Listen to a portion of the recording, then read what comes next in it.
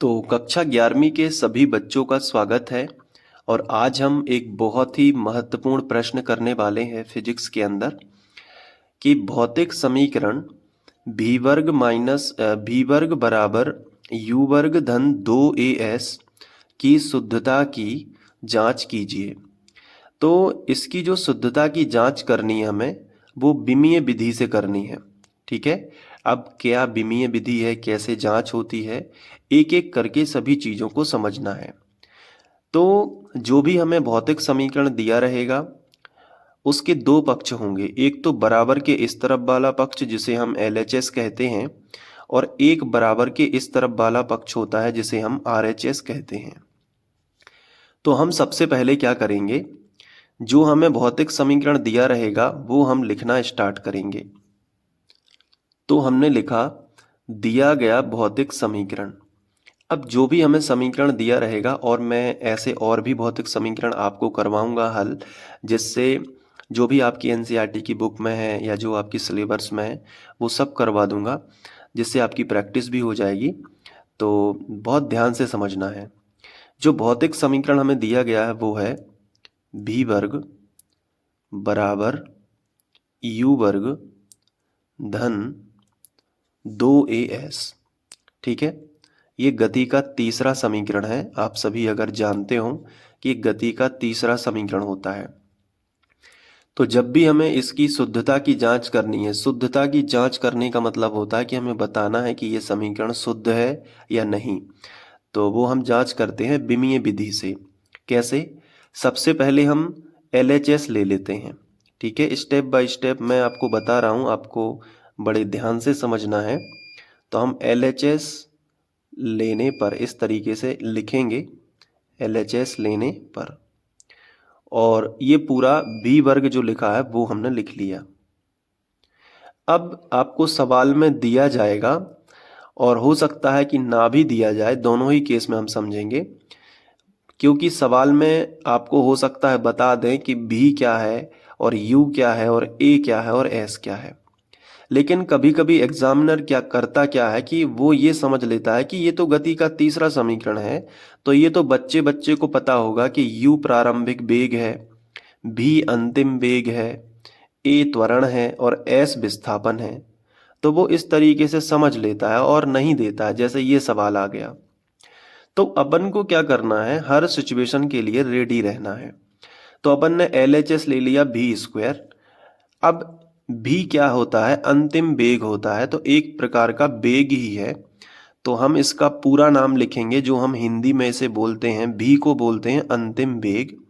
तो आपको यहाँ पे सबसे पहले लिखना होगा अंतिम वेग, और उसके ऊपर वर्ग लगा है तो आप यहाँ पे भी क्या लगा दोगे, वर्ग लगा दोगे। अब जो वेग है इसका सूत्र आपको पता होना चाहिए। वेग का सूत्र होता है दूरी बटे समय। यहीं पे सब खेल होता है। अगर आपको वेग का सूत्र नहीं पता है तो आप ये नहीं कर पाओगे, और ये सूत्र अचानक से याद नहीं होते सबके। जब आप सवाल करते रहोगे तो सबके धीरे धीरे याद होते रहेंगे, एक साथ कुछ भी याद नहीं होता। तो आपको क्या करना है, थोड़ा सा पेशेंस रखते हुए जो जो मैं बता रहा हूँ उतने सूत्र तो याद करना ही है। तो वेग का होता है दूरी बटे समय, लेकिन इस पे वर्ग लगा है तो दूरी बटे समय पे भी क्या हो जाएगा, वर्ग लग जाएगा। बताओ यहाँ तक कर लोगे? ठीक है। अब आगे बढ़ते हैं। अब यहाँ पे जो दूरी है, अब वो एक मूल राशि है। आप देख सकते हो कि जो लंबाई है, लंबाई के तीन रूप होते हैं, या तो वो दूरी हो सकता है, या तो वो चौड़ाई हो सकता है, या तो वो विस्थापन हो सकता है। उन सभी को मूल राशि ही समझनी है। तो दूरी एक प्रकार की लंबाई ही है, तो दूरी तो मूल राशि है, दूरी का कोई भी सूत्र नहीं हो सकता। समय, समय भी मूल राशियों में ही आता है, यानी दूरी और समय दोनों ही मूल राशि हैं। तो अब इनको और नहीं तोड़ा जा सकता, इनका और कोई सूत्र अब नहीं होता। तो हम समझेंगे कि ये अपने निम्नतम पदों में है। यहाँ पे आप देख सकते हो कि वेग जो है, वेग मूल राशि नहीं थी, ये एक व्युत्पन्न राशि है। तो इसलिए इसका फॉर्मूला लगाया ताकि सभी अपने मूल पदों में आ जाएं। अब ये मूल राशियां हैं, तो अब हम इनके विमीय सूत्र रख सकते हैं। जैसे विमीय सूत्र होता क्या है कि जो दूरी का होता है एल, ठीक है, क्योंकि विमीय सूत्र 3 होते हैं खास तौर पे, एम, एल और टी। दूरी के लिए होता है एल, द्रव्यमान के लिए होता है एम और समय के लिए होता है टी। तो दूरी क्या है, एक प्रकार की लंबाई ही है, तो उसे हम एल से डिनोट करेंगे, और बटे लगा है तो हम यहाँ पे बटे लगा देंगे, और समय जो है वो कहलाता है टी। तो एल के बटे में क्या आ गया, टी, और इस पे वर्ग लगा है तो एल बटे टी पे भी क्या हो जाएगा, वर्ग हो जाएगा। अब इसके बाद हम आगे बढ़ेंगे तो एल के ऊपर वर्ग है तो हमने वो लगा दिया एल स्क्वायर, और बटे टी के ऊपर भी वर्ग है तो टी के ऊपर भी वर्ग आ जाएगा, क्योंकि दोनों का समान रूप से वर्ग है।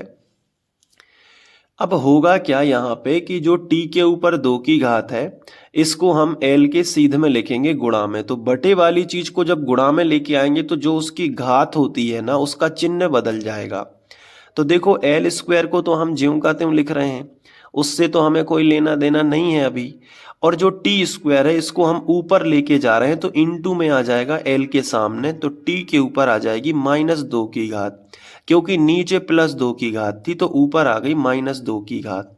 अब इसको हम फुल फॉर्म में इस तरीके से लिख सकते हैं कि एल और टी आ गया तो एम तो आया नहीं है, तो m के ऊपर हम 0 की घात लगा देंगे, बाकी ये पूरा लिख देंगे। l आया है 2 की घात के साथ और t आया है -2 की घात के साथ, तो ये हमने लिख दिया, और इसको एक बड़े ब्रैकेट में बंद करते हैं। ये विमीय सूत्र लिखने का तरीका है। इसके बाद अब हम ले लेंगे RHS।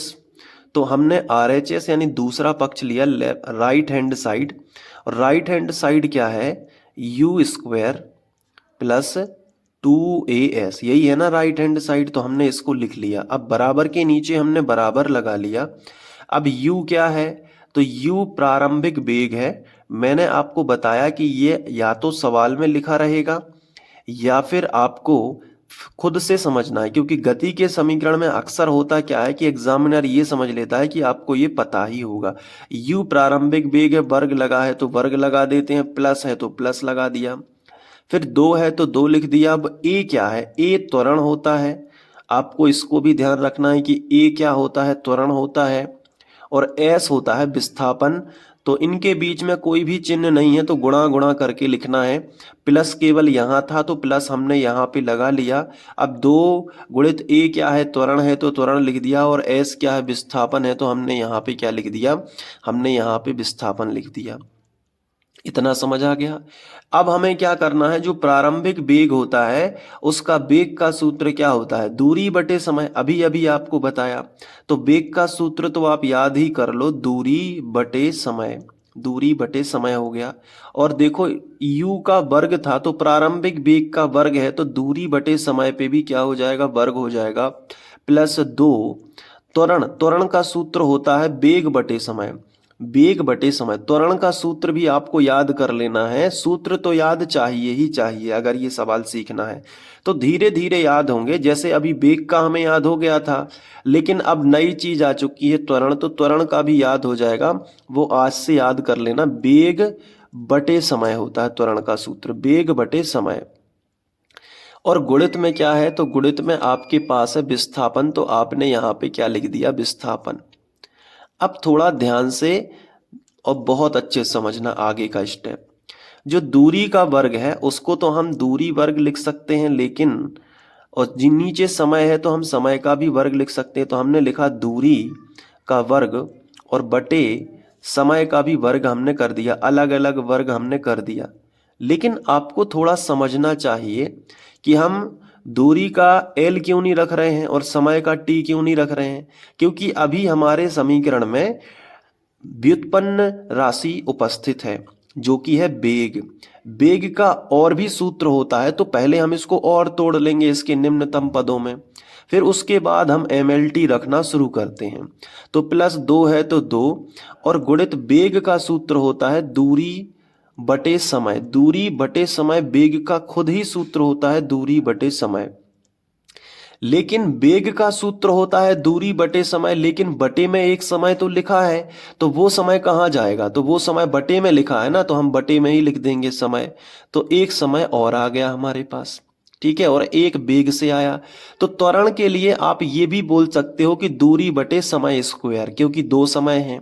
और गुणित में क्या है, तो गुणित में चल रहा है विस्थापन, तो आप यहाँ पे क्या लिख सकते हो, विस्थापन लिख सकते हो। इतनी चीज आपको समझ में आ गई है तो हम आगे बढ़ें। देखना ध्यान से, अब जो दूरी है उस पे वर्ग है। अब सभी के सूत्र लग चुके हैं, अब कोई ऐसी राशि नहीं है जिसका और भी सूत्र तोड़ा जा सके। विस्थापन का होता नहीं, क्योंकि विस्थापन एक प्रकार की लंबाई है, तो इसका कोई सूत्र नहीं होगा। तो अब हम क्या करेंगे, ये जो संख्या लिखी है 2, इसका कोई मतलब नहीं होता, इसको हम हटा सकते हैं, क्योंकि संख्या जो होती है विमाहीन राशि है, तो इसको हम हटा देंगे। तो आगे के स्टेप में हम लिखेंगे दूरी का वर्ग बटे समय का वर्ग प्लस संख्या 2 को हमने हटा दिया, क्योंकि ये विमाहीन राशि है। कांस्टेंट वैल्यू जो भी होती है, जो निश्चित मान होते हैं, उनकी कोई विमाएं नहीं होती हैं। तो नीचे दूरी और विस्थापन भी एक प्रकार की दूरी ही है। तो हम क्या कर सकते हैं, विस्थापन को दूरी समझ लेते हैं, या ना भी समझें तो कोई बात नहीं, हम इसको इस तरीके से लिखेंगे। 2 हटा दिया तो क्या बचा, दूरी बटे समय का हो गया समय वर्ग, समय के ऊपर 2 की घात हो गई, और गुणित में क्या है, तो गुणित में अपने पास विस्थापन बचा रहा, तो हमने वो विस्थापन लिख दिया। अब बड़े ध्यान से समझना कि अब हम L और T रख देते हैं। दूरी के लिए L तो हो जाएगा L स्क्वायर, और समय के लिए T का स्क्वायर हो जाएगा, और प्लस दूरी के लिए हम L लिख सकते हैं, क्योंकि L ही है, लंबाई है दूरी एक प्रकार की, विस्थापन भी एक प्रकार की लंबाई है, तो इसका भी L लिखेंगे, और ये भी L, तो L का L स्क्वायर हमने कर दिया, और बटे समय को T बोलते हैं, तो T का स्क्वायर हो जाएगा। अब हम यहाँ पे एलसीएम ले लेंगे, एलसीएम लेंगे तो टी वर्ग यहाँ है और टी वर्ग यहाँ है, तो लघुत्तम आएगा टी वर्ग ही, क्योंकि दोनों एक जैसे हैं। और जब भी एक जैसे हों तो ऊपर की संख्या को हम ज्यों का त्यों उतार देते हैं, यानी एल वर्ग, और प्लस है तो प्लस, और फिर हमने एल वर्ग लिख दिया। इसको दूसरे तरीके से ऐसे समझो कि टी वर्ग से टी वर्ग कट गया तो ऊपर वाली चीज नीचे आ गई, और प्लस है तो प्लस, यहाँ टी वर्ग से टी वर्ग कट गया तो ऊपर वाली चीज नीचे आ गई। अब हम देख रहे हैं कि एक एल वर्ग और एक एल वर्ग हो गया 2L वर्ग, यानी 2L वर्ग। एक एल वर्ग और एक एल वर्ग कितना हो गया, 2L वर्ग, और बटे में क्या है, टी वर्ग। अब 2 फिर से एक संख्या आ गई, तो इस संख्या को फिर हम हटा देंगे, तो हमारे पास क्या बचेगा, एल वर्ग बटे टी वर्ग। अब टी वर्ग को हम ऊपर ले जाएंगे तो हमारे पास एल वर्ग तो पहले से ही था, और टी वर्ग को ऊपर ले जाएंगे तो ये टी के ऊपर -2 की घात आ जाएगी। इसको हम फुल फॉर्म में लिखेंगे तो इसमें m तो कहीं आया नहीं है, तो m हो जाएगा 0। बाकी ये दोनों चीज l आया है 2 बार, तो l आ गया 2 बार, और t आया है -2 बार, तो t -2, और कोष्टक लगा देंगे। तो देखो जो भी हमारे LHS में विमीय सूत्र आया था m0 l2 t -2, वही हमारा RHS में आया m0 l2 t -2। इसका मतलब जो समीकरण है वो पूरी तरीके से सत्य है। तो हम लिखेंगे कि यहाँ LHS जो है वो RHS के बराबर है, LHS RHS के बराबर है। अतः दिया गया समीकरण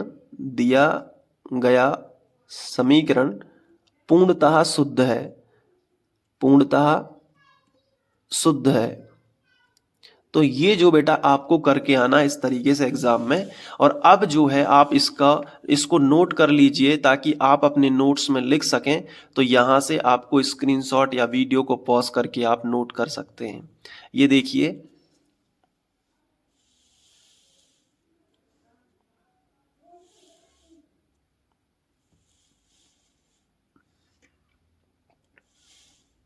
उम्मीद है कि ये आपको सवाल समझ आ गया होगा। अगर ये व्यंजक शुद्धता की जांच आप अच्छे से कर पाए तो आप एक कमेंट जरूर करना कि सर ये समझ में आ गया, या जो भी आप इस वीडियो के बारे में सोचते हैं आप कमेंट जरूर करना। आपका एक कमेंट मेरा हौसला बढ़ाता है। मिलते हैं हम नेक्स्ट वीडियो में नए क्वेश्चन के साथ, जिससे हम धीरे धीरे आसानी से फिजिक्स सीख पाएंगे। Thank you.